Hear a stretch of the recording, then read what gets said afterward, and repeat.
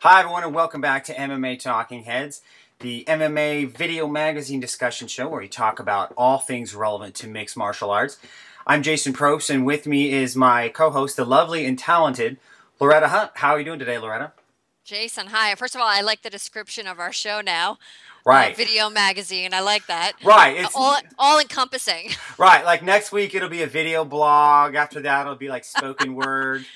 But it, So but it's been way too long for MMA Talking Heads, and what a great topic to bring up, this right. UFC on Fox Right. deal. Like, I mean, like we say to our fans, we try and save the shows for relevant and newsworthy things. And big news this week with the press conference in LA. You were there with UFC announcing the 7-year deal with Fox.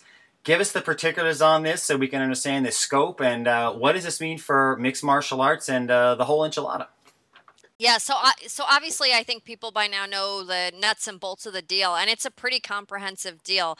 The four big events on Fox itself. So that would be the equivalent of what Strikeforce and Elite XC tried to do on CBS. Then we've got 32 fights. That includes 2 seasons of The Ultimate Fighter, and then also included in that 32 are 6 fight night events where there'll be multiple fights. So they're saying 32 nights of 32 weekends, and they said it'll be on Friday nights. There'll be fights, live fights on Spike.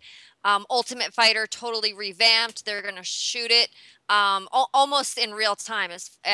During the week, they'll shoot it. They'll edit it, at a blistering speed, all culminating with a live fight that night. That's pretty incredible. And then on top of that, they're putting in this American Idol, vote Right. for the fights you want to see the next Right. week type element, which I think people are really going to like, because Like, everyone wants to play matchmaker, right? Right, Everyone like wants to play Joe Silva. everyone just fights Junie Browning every week, something like that. And that was really an interesting thing because that's one of the things we've talked about both on the show and just in our regular conversations with each other is the need for the reality show to kind of get a revamp, because it was getting a little stale.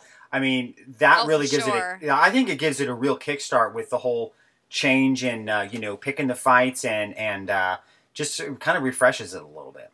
Yeah, no, I love it. It refreshes it a lot. Not only, they didn't change one little element, they're going to change a major part of it. Having to shoot and edit by the seat of their pants and doing a live fight every week, I mean, it's going to be very, very difficult, much more difficult than the way they used to do it. Yeah. Shooting it for 3 months in a row. They had 3 months to edit it, Right. So this is going to be major. It's really going to make it a lot fresher, obviously. But, I think it's going to make it, the fans are going to get a lot more involved in it. And obviously with that vote-in element to it now, that component, I think fans are gonna like it. I think the old fans are gonna come back that probably gave it up, and it's gonna gain some new fans as well. So, I mean, good job for them coming out.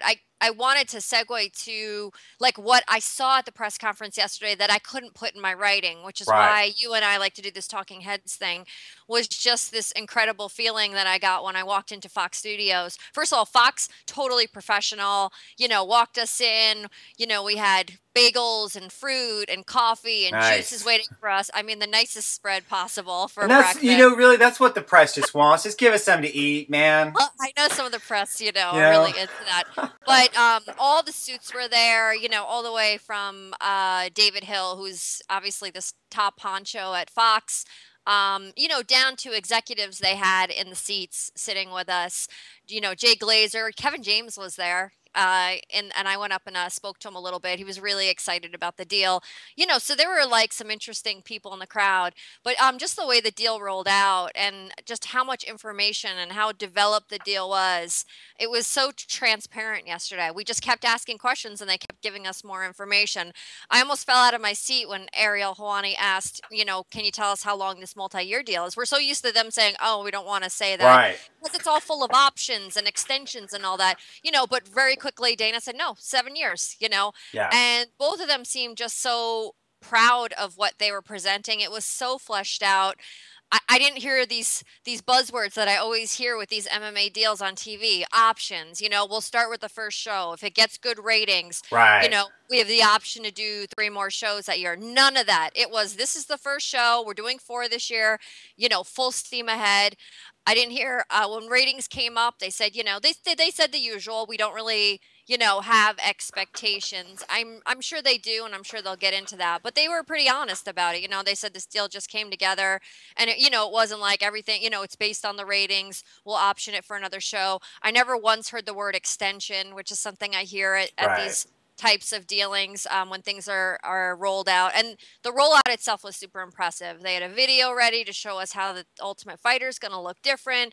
They had the whole vote-in component already done. Wow. So, they flashed up 2 guys' faces and it said, call this number to vote for this matchup this week, So they really fleshed it out for us very quickly and fairly easy. And they just seemed really excited. Like they really wanted to do this. And I don't mean this as an insult to any of the other people that have come from CBS or any of the other big Spike TV or any of the bigger networks that have taken on TV broadcast deals with MMA, but you always got this sense that it was kind of, they were tiptoeing through it. We're going to give it a try.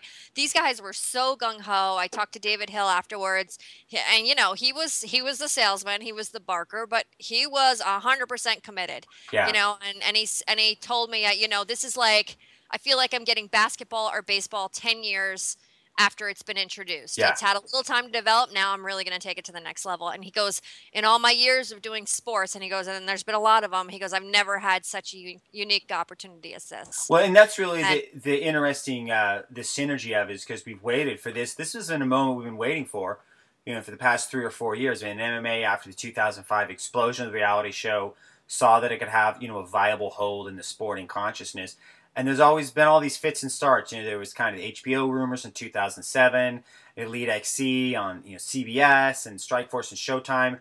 But Fox as a major network is a huge bump. How much do you think this will increase, basically the UFC's foothold on MMA? Does it pretty much lock anybody out from being able to remotely compete with them for the next couple years?